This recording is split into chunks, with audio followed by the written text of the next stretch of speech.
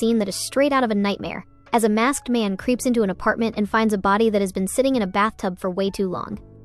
He doesn't call the cops, though. He just takes a quick photo for the road, pulls the fire alarm, and vanishes into the shadows. This leaves detectives Lee and Carl to deal with the literal mess. Then the clock rewinds 56 days to show us how we got here. We meet Ciara Wise at the supermarket, where this guy, Oliver, is basically burning a hole in her back with his eyes. Eventually, he works up the nerve to talk to her. He claims he is an architect who just moved to town, which is funny because Ciara says the exact same thing. They hit it off easily, exchange numbers, and Oliver invites her to a movie. Before the film, they grab a pregame drink at a restaurant, where Oliver's cover story immediately starts to crumble. He told Ciara he has never been there before, but the staff treats him like a local celebrity. He eventually cracks, admitting he sometimes lies for no reason when he's nervous, and suggests they start fresh. Fair enough. But then things get stranger. He slips off to the bathroom and makes a frantic call to a psychotherapist, leaving an agitated voicemail when he or she doesn't pick up. A woman in the bathroom witnesses his little meltdown. By the time Oliver returns to the table, they've missed the movie, so they share a kiss and call it a night. That same woman later tries to warn Ciara that this guy is bad news, but Ciara just shrugs it off and claims they are old classmates, which makes you wonder if she is actually okay, or if she is just blinded by a handsome face. The movie finally happens after a reschedule, and they even go for a simulated skydiving session before ending up back at Oliver's place, which we now recognize as the future crime scene. Up until this point, the show really wants us to think Oliver is the one to watch because he is using a fake ID and acting like a total sketchball. Then the camera follows Ciara back to her rundown apartment, where we see her practicing her lines in the mirror and looking through a collection of fake identities. It turns out her chance meeting with Oliver at the supermarket was a total setup that she spent weeks preparing for. Now that the detectives have a warrant to enter that apartment in the future, the big question isn't just who died, but who actually pulled the trigger. The show wants you to think the guy is the predator, but after seeing Ciara's secret life, it feels like she might have been the one hunting him all along. Like any reasonable person would, Oliver looks Ciara up online after their first encounter and finds almost nothing, just a freshly created LinkedIn profile.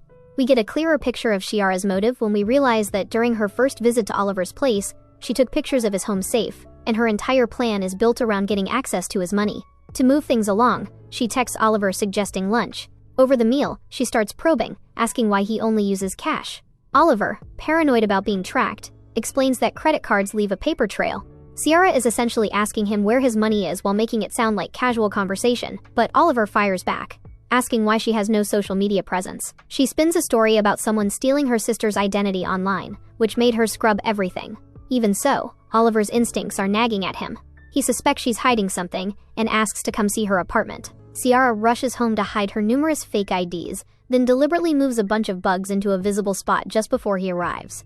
When Oliver shows up and notices the bugs, she triggers a preset alarm disguised as a phone call, her landlord apparently, telling her the building needs renovation and she'll have to vacate for 3 weeks. Oliver, being the gentleman he is, invites her to stay with him until it's sorted. And just like that, Ciara is exactly where she wants to be. But her motive might not be purely about money. In a call to her mom, we learn that the family home is about to be sold if they can't raise enough money by the end of the month.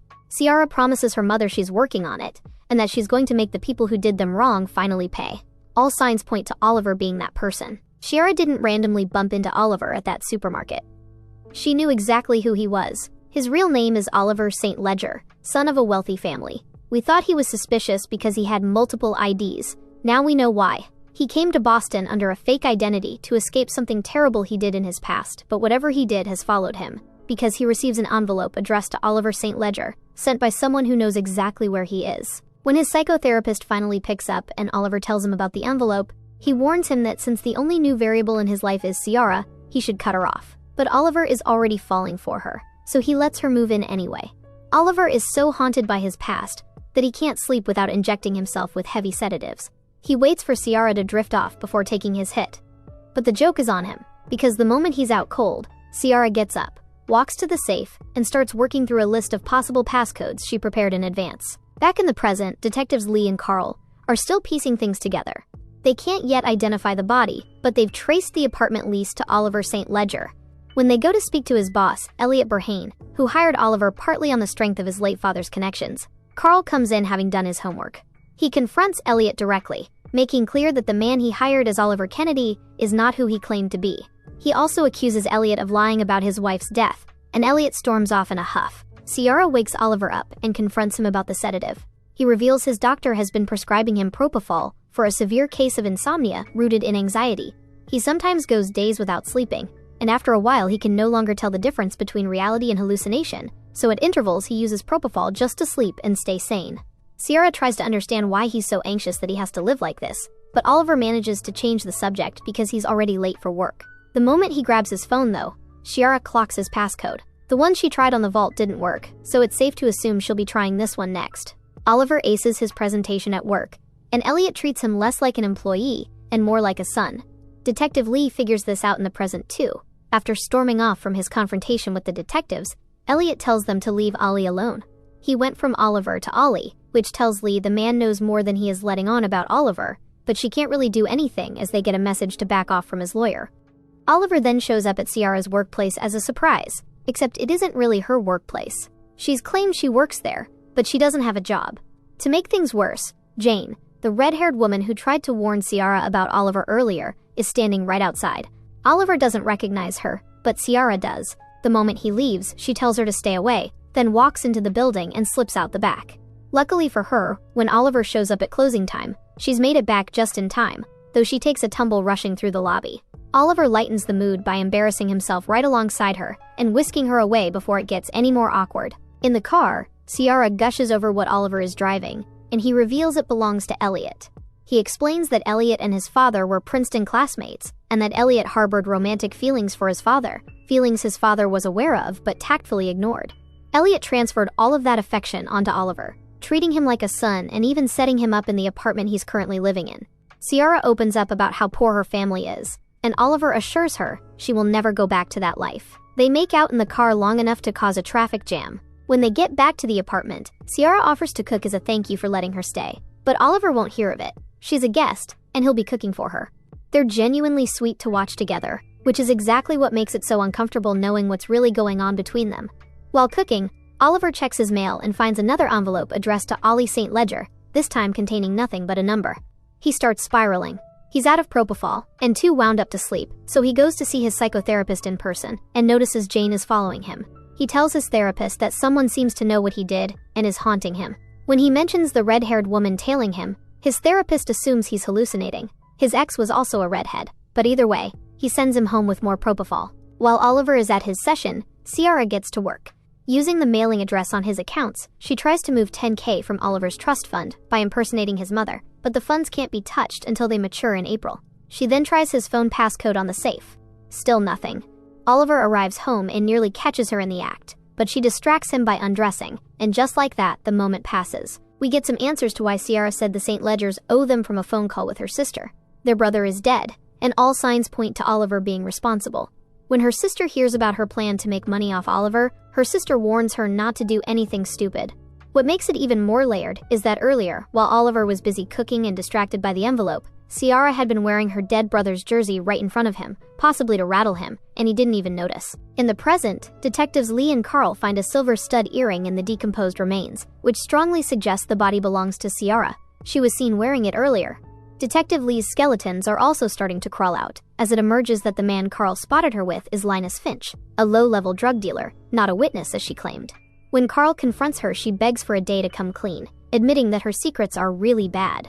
The detectives have now confirmed that the apartment was last leased by Oliver St. Ledger, son of billionaire venture capitalist Casper St. Ledger, whose family business is based right in Narragansett, Rhode Island, the very town where Ciara's sister Shyla is seen walking past a Narragansett hardware store. The connection between these two families is no longer a theory. Oliver dodged a first-degree murder charge and has been cycling through identities ever since. The locals called him the Narrow River Killer. While they are discovering this in the future, Oliver and Ciara are busy making out in the past. The CCTV footage of the person who triggered the fire alarm at the start of all this shows a build that reads male, which has everyone leaning toward Oliver as the killer. Carl has his eye on Kevin Sullivan, the building's property manager, as the one who triggered the alarm and discovered the body. Given that Sullivan has access to every unit in the building and has already proven himself to be a terrible liar, Carl isn't buying his story. However, this show has been too careful and too deliberate with its misdirection for that to be the whole story. My money is still on Ciara being the one who finally ends him. The next day, Oliver wakes up to find Ciara in his shirt, and Ciara claims that that was why she was in his wardrobe last night. But Oliver is not buying it. He tells her straight up that if she's looking for the safe, it doesn't even belong to him. It just came with the place. He heads to work but makes the rookie mistake of leaving his laptop unlocked. Ciara wastes no time logging in and successfully transfers a staggering $100,000 to the Narrow River Memorial Fund. She calls her sister, Shyla, to celebrate. But she isn't ready to leave just yet. She wants to stay until the money clears in about 2 weeks. And she makes it clear that her work with the St. Ledgers is far from over. While Ciara is playing Digital Robin Hood, Oliver is at the gym, and he finally spots Jane, the redhead who has been stalking him, taking photos. He calls the mystery number from the envelope, and when Jane's phone rings in her hand, the chase is on. He traces her all the way home and realizes she's been living in the same apartment complex the entire time. When he tries to confront her, she slips into the elevator, and Oliver completely loses it. He goes straight to her car and starts smashing it. The building manager, Kevin, catches the whole thing on camera, but instead of calling the cops, he offers to erase the footage for a price. In the present day, detectives Lee and Carl uncover a blog post that reveals a dark secret from Oliver's preschool days. A student named Paul Starling was murdered, and while a boy named Shane Martin was arrested for it, the rumors say Oliver was the real killer. The St. Ledger family has spent years erasing any mainstream coverage of the case, but the past is catching up. The detectives find Jane's number in the taunting letter she sent Oliver and realize she also lives in the building, but her voicemail is full, which is a major red flag that she might be the one in the bathtub. While waiting for a warrant, Detective Lee finally confesses her own secret. A low-level criminal named Linus Finch had been a suspect in a shootout, and even though he had an alibi, he tried to bribe Lee, the detective on the case. Lee rejected it and kept digging, but his alibi checked out. The problem is that, after the case closed, luxury gifts started showing up, and Lee kept them. She insists the only reason she reached out to Linus recently was because he lived near Oliver's building, and she thought he might have information. Carl is disappointed, but he's keeping it quiet for now. Ciara shows up at Oliver's office with lunch, most likely to snoop, even though he told her not to come to his workplace. She meets Elliot and tries to dig into Oliver's history, but Oliver is actually at home, having a breakdown over Jane. Ciara walks in on a session with his therapist and listens, as the doctor tells Oliver to stop being impulsive, reminding him that Oliver St. Ledger is his past, and that he doesn't have to engage with her. Oliver has been lying to his therapist, claiming he already broke up with Ciara, so things get awkward fast. Ciara slams the laptop shut, demanding that Oliver confide in her instead of a doctor who treats him like a kid. They have a major blowout, and Oliver storms out to confront Jane in person. He finds her apartment and insists he is Oliver Kennedy, not whoever she thinks he is. When Jane reveals she knows what he did, and he doesn't need to pretend, Oliver threatens her that if she knows what Oliver St. Ledger is capable of, then she would not be doing what she's doing. He eventually returns to Ciara and they make up, and later on Ciara confesses she was indeed looking in the safe, but she wasn't trying to steal from him but just get to know him more. When the warrant finally comes through, the detectives enter Jane's apartment. It's a mirror image of Oliver's unit, and it's registered under Elliot's name. Just when detectives Lee and Carl think they have their victim identified, the mystery does a complete 180. After entering Jane's apartment and discovering her investigation board on Oliver, Jane herself walks through the front door, very much alive. She reveals she's a journalist who has been building a case on Oliver for a long time. She's convinced he's a psychopath, that his girlfriend is a con artist who knew exactly who he was and stayed anyway, and that Oliver even had a hand in the death of Elliot's wife, Allison. But while Jane is giving her statement to Lee, Carl is doing some snooping of his own. He finds a mask and the exact coat worn by the person who pulled the fire alarm, leading to Jane's immediate arrest. Even though Carl covers for Lee regarding the Linus Finch situation, telling their boss Linus was just a witness on an old case, Lee is acting more suspicious. When they're supposed to meet at the coroner's office for the autopsy, Lee doesn't show. Instead, she gets into Linus's car, telling him to drive her anywhere. Something is very off. So in the past, Ciara knows Oliver is hiding something, and she wants him to confess to her. She convinces him to take more than his usual microdose of the psychedelic chocolate his therapist gave him, and they hit a St. Patrick's Day parade, where they have the time of their lives until they run into Elliot. Elliot invites them to a pub for a drink, and Jane is there with Elliot's wife. Jane, as it turns out, is a journalist friend of Elliot's wife, Allison. We find out that Allison hates Oliver because she knows Elliot would never love her as much as he loved Oliver's father, and she brought Jane, who is struggling career-wise, to town specifically to dig up dirt on him. That also explains why Jane's apartment is registered under Elliot's name.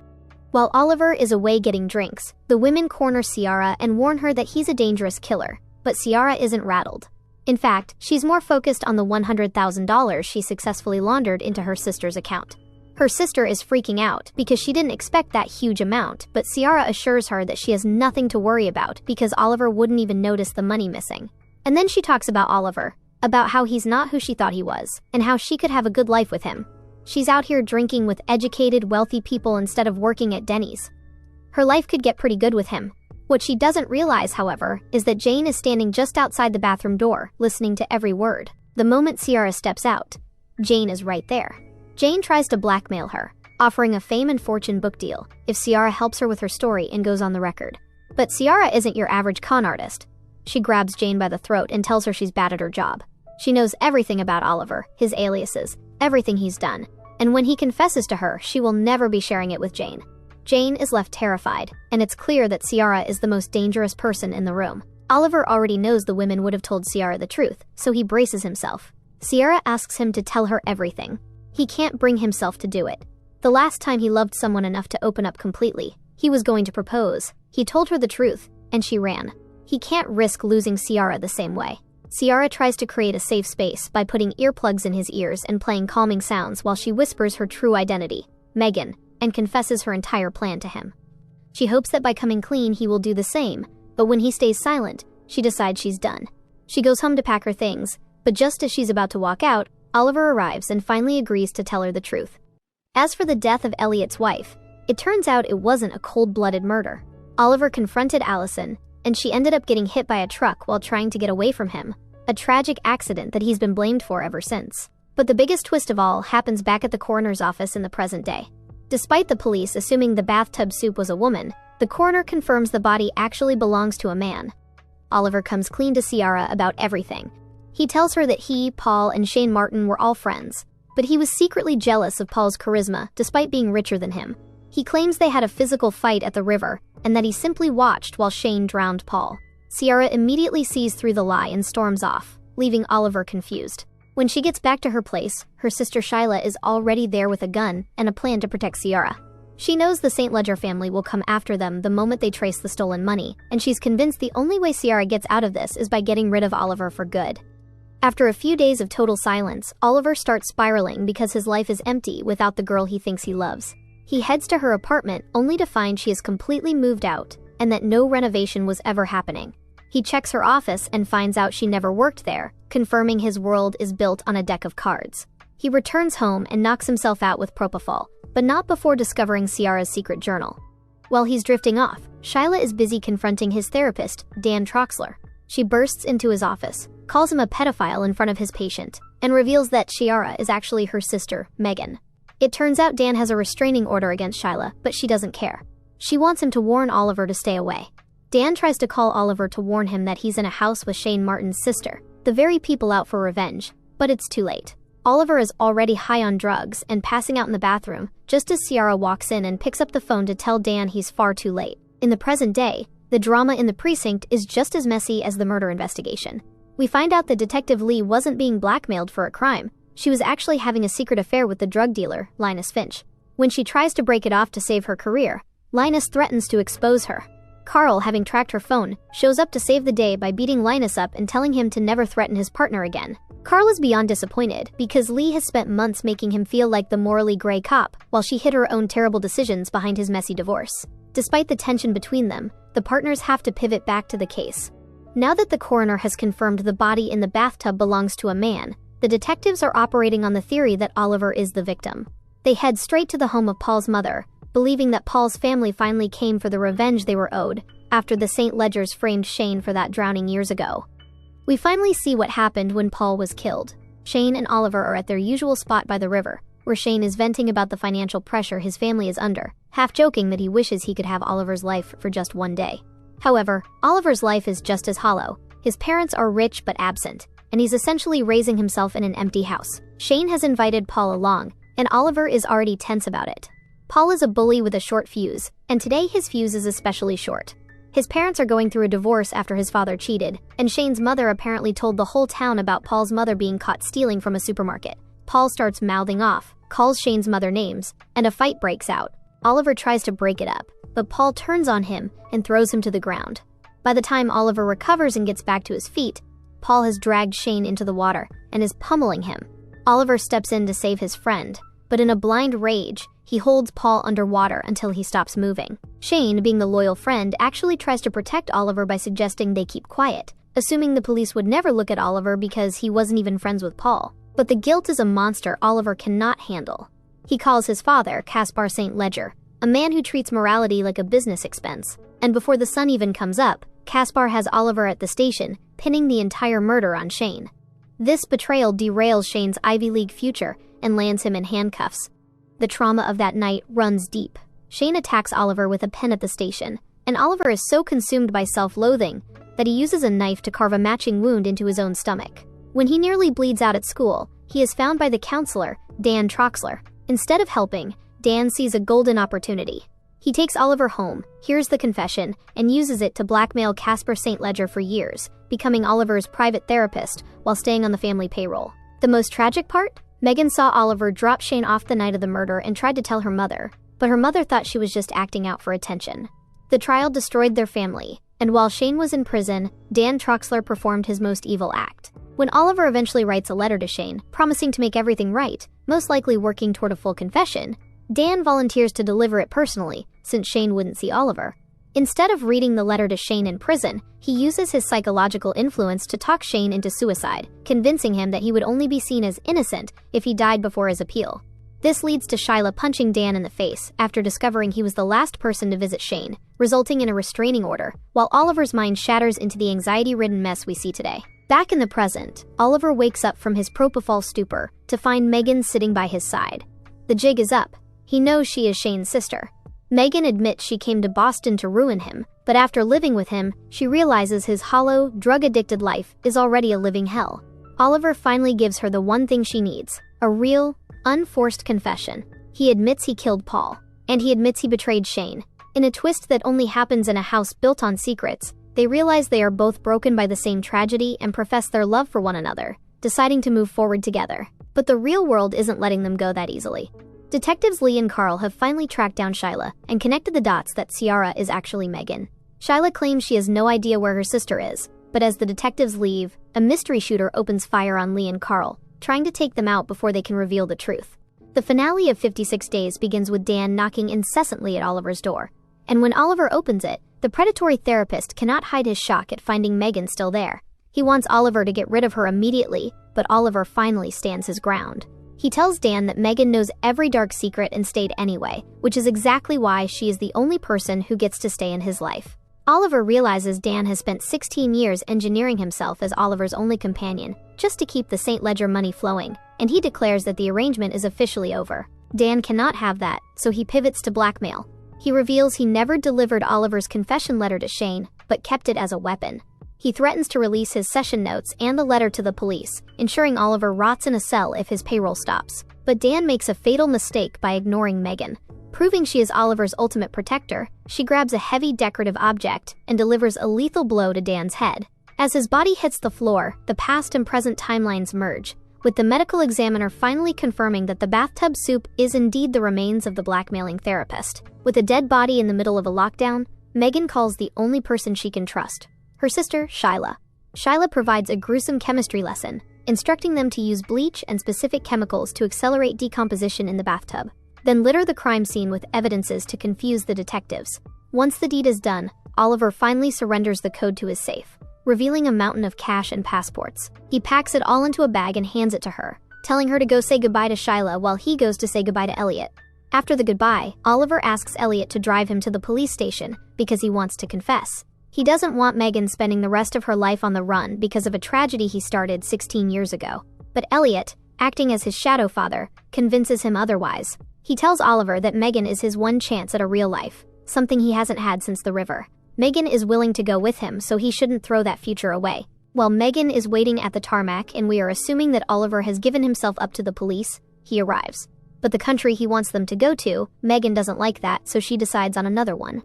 In the present, Lee concludes that Linus was the one who shot at her and Carl, because he isn't letting her walk away from their affair. With no other option, she comes clean to her boss Chief Russo about the relationship. And because she mentions Linus as a suspect on the current murder case, the case is taken from them due to conflict of interest and handed to an incompetent detective who doesn't look too closely. Earlier, when Carl confronted Linus, the dealer's signature chain dropped, and Carl picked it up. To protect Lee, Carl plants the chain in the murder investigation evidence. The new detective sees the chain and immediately concludes that Linus killed Dan, even though he didn't do it. Lee knows the truth. She had already correctly figured out that Megan killed Dan to protect Oliver, but she stays silent. In the end, 56 Days isn't a story about justice. It's a story about the lengths people go to for the ones they love, even if it means burning the truth to the ground. A few weeks later, Megan sends a $2 million check to her mother, finally ending the financial misery that started with Shane's death and providing a small piece of atonement for Oliver's guilt. The series concludes with a bittersweet victory. Jane's story is left frustratingly unresolved. She broke into the apartment, photographed the body, and triggered the alarm, and the show never really follows through on what happens to her after her arrest. Given that she could have denied the break-in but didn't, it's safe to assume that's what she was charged with, and that the real story she came to Boston to tell dies with the case. We see Oliver and Megan weeks later, living a quiet, happy life with a new baby in tow. The show essentially moved from a tense thriller to a love story where every character is morally compromised, kind of everyone deserves a second chance type shit.